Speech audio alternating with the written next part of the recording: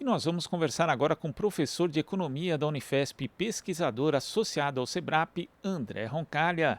Bom dia, André. Bom dia, Glauco. Um grande prazer estar aqui com vocês. Bom dia a todo mundo.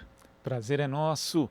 André, você esteve aqui no Jornal Brasil Atual falando a respeito das revelações à época do Pandora Papers, mostrando que o ministro da Economia, Paulo Guedes, e também o presidente do Banco Central tinham as chamadas contas offshore.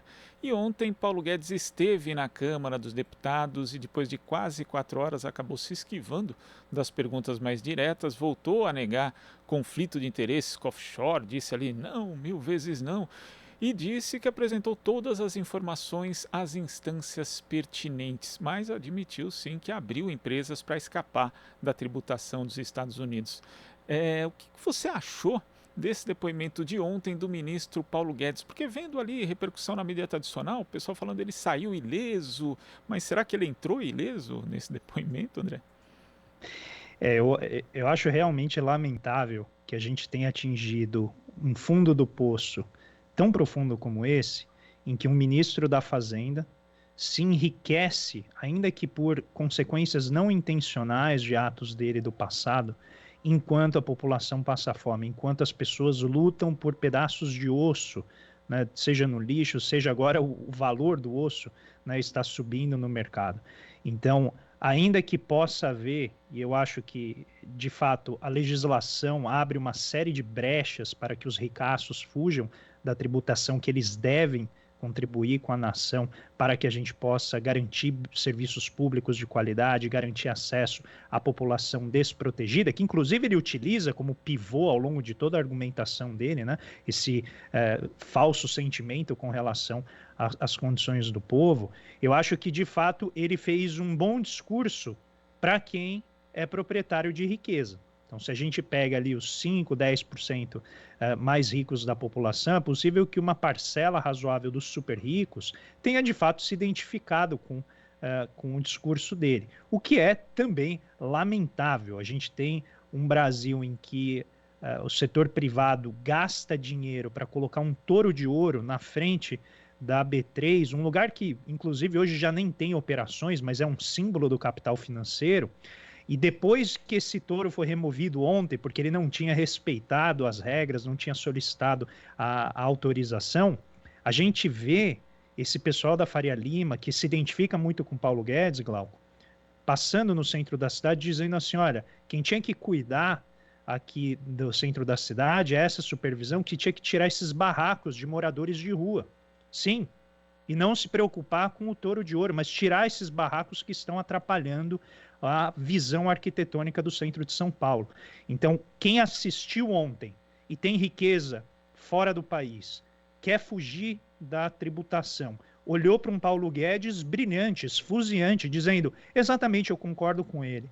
O problema que eu vejo é que tudo que o Paulo Guedes ontem fez foi ilustrar com cores fortes como a gente precisa mudar a legislação que trata da tributação de grandes fortunas, que lida com a tributação das altíssimas rendas. Não quer tributar fortuna? Não tem problema. A gente faz um imposto de renda progressivo, a gente faz um arranjo tributário que impeça que essas pessoas não contribuam com a sua parte com o orçamento público. E o que eu achei curioso, né, porque dá para ir por várias vias a partir do momento em que o ministro Paulo Guedes fala que fugiu da tributação do imposto de herança nos Estados Unidos, né, dizendo, olha, lá eles pegam praticamente todo o dinheiro. E de fato, ali, segundo um relatório da Tax Foundation, os Estados Unidos cobram um imposto de herança por volta dos 40%, mas não cobra de todo mundo, inclusive, porque é um imposto que tem a sua progressividade, né, acima de determinado patrimônio. Mas quando a gente olha para o Brasil, André, o Estado brasileiro possui aí o imposto sobre transmissão, causa-mortes e doação, que seria o equivalente ao imposto sobre herança que fica a cargo dos estados, a alíquota varia entre 2% e 8%, que é uma das alíquotas mais baixas do mundo. E aí, quando se tem uma discussão para aumentar essa alíquota do imposto de sobre herança, falam assim, olha, se aumentar muito, o capital vai fugir do Brasil. Mas já não está no Brasil, né? Como a gente está vendo. Então já está fora. É um argumento que também não se sustenta. Era uma oportunidade para a gente discutir, inclusive, essa questão do imposto sobre herança aqui no Brasil também, André. Não, certamente. Acho que essa discussão ela ficou já em 2018, que era quando a gente deveria ter avançado muito numa agenda progressista. E note que o Paulo Guedes ele contou muito com o apoio da Câmara, porque de fato a reforma tributária que ele apresentou avançava nessa direção, em tributar lucros e dividendos, e colocava finalmente, pelo menos em debate, exatamente essa parcela gorda da renda dos mais ricos, que hoje não é tributada em nada. A gente não precisa nem falar do ITCMDI, a gente pode falar diretamente de lucros e dividendos. Quando a gente pega tributo sobre propriedade, no Brasil, ele é uma piada, é uma piada. A gente precisaria realmente avançar muito nesse debate, e quanto ao medo, né, que as pessoas, que pelo menos, né, esse pessoal geralmente usa, de que se tributar a propriedade, o pessoal vai pegar o dinheiro e vai para fora. Você acabou de usar um exemplo do país que esse pessoal idolatra tanto, que segundo o Paulo Guedes, eu vou usar os termos dele, tá? Expropria 40% da renda, como se 40% desse dinheiro não tivesse também vindo da sociedade para o qual ele retorna na forma de tributos. E isso não sou eu quem está dizendo, foi o Warren Buffett. Warren Buffett faz parte de um grupo que pressiona o governo americano para aumentar a tributação em cima dos mais ricos. E ele diz: o meu dinheiro veio da sociedade. Então, nada mais justo do que os super ricos devolverem uma parte disso com tributação mais elevada. Agora, aqui no Brasil, a situação é tão mais grave, que se um investidor, vou usar esse nome, tá? Porque investidor não é nada, na verdade eles são mercadores de papéis que buscam lucrar com o vai e vem dos mercados financeiros, né? Compra na baixa para vender na alta ou vende na alta para comprar na baixa. Se esse pessoal pegar o dinheiro e for para outro lugar, eles vão pagar muito mais tributo. O Brasil já é um paraíso fiscal para os super ricos. O professor Beluso, no livro dele, Os Tempos de Keynes nos Tempos do Capitalismo, ele coloca uma frase que eu quero que todo mundo aqui registre. O destino das nações se define na alma dos proprietários da riqueza. Pense nisso. Os destinos da nação se definem na alma dos proprietários de riqueza. É o que a gente está vendo. É uma classe endinheirada que tem lá o seu representante maior. Você vê no discurso dele, eu abri muitas empresas, eu investi. Aí ele usa o caso do INSPER, que na verdade ele não criou o INSPER, ele criou o IBMEC. O INSPER vem depois do racha que ocorreu com o sócio dele. E aí sim se torna uma escola líder no Brasil e tal. Mas ele usa o nome do INSPER como se fosse uma obra dele. E a gente vê aqui esse avanço, né, dessa lógica de empresarial, como se ela devesse entrar no Estado. Então ele entrou no Estado e falou: agora eu vim aqui resolver os problemas do Brasil, com a minha visão de Brasil. E o que ele fez durante essa reforma tributária? Protegeu, junto com os deputados, que também devem ter dinheiro lá fora, as offshores de serem tributadas. Isso ele não falou ontem. Ele protegeu, ou ganhou, ainda que indiretamente. A gente não pode acusá-lo talvez de dolo, mas a gente pode dizer que ele enriqueceu com a desvalorização do câmbio. Ele diz: não, mas o meu braço não chega lá. Ora, não precisa. Se você se beneficiou de decisões das quais você participou, como presidente do Conselho Monetário Nacional, como ministro da Economia, o super-ministro, reiteremos, você sim deve atender e responder por esses atos. Não é só dolo que se trata aqui, mas sim de um problema moral num momento mais difícil que o Brasil está vivendo. Eu acho importante essa sua citação do professor Beluso, porque ele inclusive sintetizava às vezes isso, né, dizendo que o Brasil não tem uma elite, o Brasil tem ricos. Né? E quando se fala de herança, inclusive, a gente vê uma relação muito grande com esse discurso meritocrático, porque boa parte, se não a maioria das famílias brasileiras que são ricas, são porque herdaram. Né? Quando você pergunta para alguém, né, dentro dessa lógica meritocrática: poxa, mas qual foi o grande mérito do fulano ser hoje um bilionário? Ele nasceu.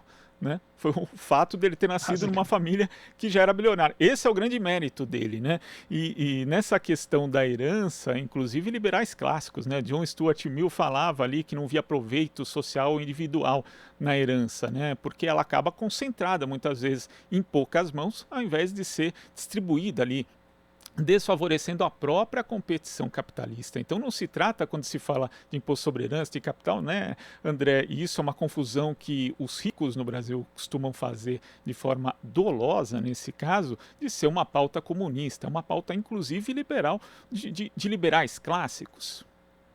Sim, porque a leitura que eles fazem é sempre direcionada aos interesses econômicos, né?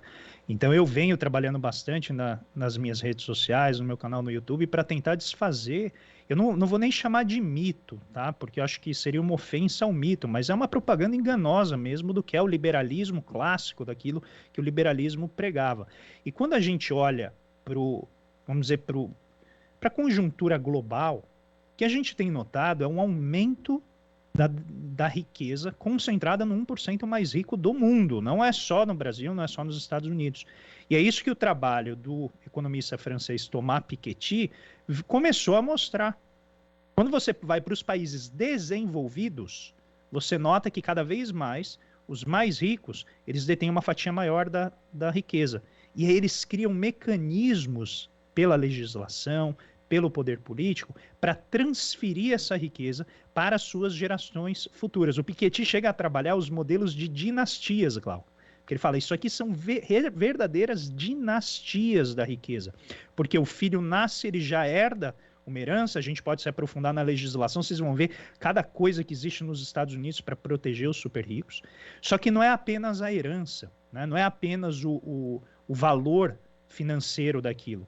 O que vem com a herança é todo um conjunto de oportunidades, acesso a bens culturais, acesso à burocracia que decide legislação, que quem está na parte de baixo da distribuição, quem é classe média, não tem acesso. E o papel desses super ricos é justamente ficar sempre ali com o guizo, chacoalhando para quem está abaixo deles, dizendo, vocês vão conseguir chegar aqui. E o caminho é vocês estudarem. Só que mesmo para estudar hoje, nos Estados Unidos, aqui no Brasil, em qualquer lugar, é muito caro para você estudar nas universidades que vão dar esse acesso para você, que vão te dar isso que eles chamam de networking, né? Essa rede de contatos, que vai abrir espaços para você no mercado de trabalho. E aqui a gente pega o Brasil, que está evoluindo. A gente só coloca pessoas em condições informais de emprego, precários, com péssima capacidade de aprendizado, para que elas possam se desenvolver. Então, o discurso da meritocracia é um discurso que legitima esta abissal distribuição e desigualdade que a gente tem no país. E note que eu não estou falando só da renda, eu estou falando da riqueza. Riqueza, que é ativo financeiro, que é imóvel, que são coisas que a família pode usar no momento que a renda lhe falta. Eu tenho um projeto de pesquisa lá na Unifesp em que a gente vai analisando exatamente o efeito dessa riqueza, ainda que pequena, sobre o ciclo de pobreza das famílias brasileiras. E não causa nenhuma surpresa em ver que os mais pobres têm menos ativos. O Paulo Guedes consegue colocar 10 milhões de dólares numa offshore porque ele chama de direito sucessório, é uma estratégia sucessória. Eu estou preparando ali a minha riqueza, protegendo da política econômica do meu país. Não importa se ele fez em 2015, 2016 ou 2018, ele está sendo beneficiado, ainda que indiretamente, pelas ações que ele toma como ministro da Economia. E aí não faltam os álibis, né, para ele dizer que não é culpa dele. Ele foi lá e falou, eu levantei quando que o câmbio desvalorizou mais do que 2%, e sempre foi decisão política. Aí ele cita vários outros, mas ele não cita ele. Ele não cita o governo dele, ele não cita a reunião de 2 de abril, em que o Bolsonaro, né, em que o Ricardo Salles falou para passar a boiada, ele não cita, né, todas as decisões ambientais questionáveis e terríveis que o governo tomou, que fizeram com que o Brasil se tornasse um páreo, as decisões dos filhos do presidente de antagonizar com os nossos principais parceiros comerciais, as decisões que levaram a um excesso de mais de 400 mil mortes pela Covid aqui no Brasil, pela tibieza, pela dificuldade desse governo em tomar decisões sérias e adultas. Ele não falou que os R$600 que ele fica se vangloriando de ter dado para a população foi uma decisão do Congresso, porque ele queria dar apenas 200. Então note que sempre tem alguém para culpar. E sempre do lado positivo, como você bem frisou, Glauco, o que está? A meritocracia. Eu criei valor, eu dei emprego, eu gerei o quê? Empresas, né? Então ele falou, criei dezenas de empresas. E é isso que eu acho que ontem, né, quem está irritado com a condição da sociedade ficou irritado, como eu fiquei, de me ver representado por uma pessoa como aquela, que tem um poder enorme e não consegue fazer nada, e aqueles que se veem identificados por um conjunto de valores com Paulo Guedes, olharam para ali e falaram, esse é o cara certo no lugar certo para nos proteger, para aproveitar essa crise, para liquidar o Estado, que é o que a gente chama da política do Mellon, né, que era o ministro secretário do Tesouro do governo Herbert Hoover, quando ocorreu a grande crise, a grande depressão, depois da crise da Bolsa de 29, ele falou, aproveita a crise para liquidar tudo, liquida sindicato, liquida salário, liquida imóvel, liquida o que for para liquidar, e a gente vai purificar o sistema dos seus agentes, vamos dizer, que não são legítimos, não são produtivos. A gente está vivendo exatamente essa mesma caracterização hoje, no meio da maior pandemia dos últimos 100 anos. Talvez seja um caso único no mundo de um ministro da Economia, pelo menos de um país do tamanho como o Brasil, se jactar de fugir de impostos. E André, essa lógica da perpetuação de privilégios, que fica bem ilustrada no caso de Paulo Guedes, né, baseado nesse alegado direito sucessório que ele invoca ali, também não chamam um outro aspecto dessa discussão, que é a necessidade, o G20 inclusive já avançou nisso, em termos de conversações, de fechar um acordo, mas na necessidade de se estabelecer uma taxação sobre transações internacionais, não só para inibir esse tipo de manobra, mas também tentar trazer um pouco desses recursos para os cofres dos estados? A gente pode tentar fazer, e eu acho que o Joe Biden, presidente dos Estados Unidos, vem tentando liderar essa orquestração internacional de estabelecer, né, ele conseguiu estabelecer esse imposto mínimo de 15% sobre esses lucros que são gerados por meio dessa despatriação, repatriação, né, expatriação que eles chamam, você vai colocando o dinheiro no país onde tem a menor tributação. E muitos países se beneficiaram disso, né, como por exemplo Luxemburgo, Irlanda, e que cobram um imposto sobre lucro muito menor. Então o Biden fez esse esforço no G20, conseguiu avançar, eu acho que nessa direção, tem um tempo para os países se estabelecerem. O que eu quero chamar a atenção para quem está aqui nos escutando e nos assistindo, Glauco, é que taxar dinheiro de rico é muito difícil. É uma agenda, assim, realmente, às vezes parece que é enxugar gelo ou perseguir, né, uma estrela cadente. Quanto mais você acha que você corre, parece que mais longe ela fica. E aí eu vou mostrar aqui para quem está nos acompanhando que esse movimento que o Biden fez de aumentar a tributação em offshores, né, empresas que são criadas nesses paraísos fiscais, enfrentam primeiro o limite do direito internacional, porque os países podem decidir manter uma tributação baixa para hospedar esse dinheiro, que são os paraísos fiscais que ganham dinheiro com isso. Então isso é muito difícil de romper, a não ser por pressão internacional. Os Estados Unidos vêm tentando fazer isso, não sabemos se vai conseguir. O segundo ponto tem a ver com o que está surgindo agora como uma febre, literalmente nessa gamificação do mercado financeiro, que se busca algo como tornar acessível, né, o mercado financeiro por meio desses aplicativos, que são as moedas cripto, né, as criptomoedas, Bitcoin, Ethereum, todas essas. O que essas moedas oferecem? Aquilo que os paraísos fiscais ofereceram até a iniciativa do Joe Biden de começar a tributá-los, que é o quê? Sigilo bancário. Isso a Suíça fez durante quase todo o século XX, aí começaram a abrir outros lugares, a Suíça sofreu pressão para entregar os dados sobre essas operações, que envolvia muita corrupção, e aí a Suíça deixou de ser um paraíso fiscal, né, relevante por conta do sigilo bancário, ainda é, mas deixou de ser por causa disso, e começaram a pipocar paraísos fiscais em várias ilhas, vários lugares, oferecendo essa proteção.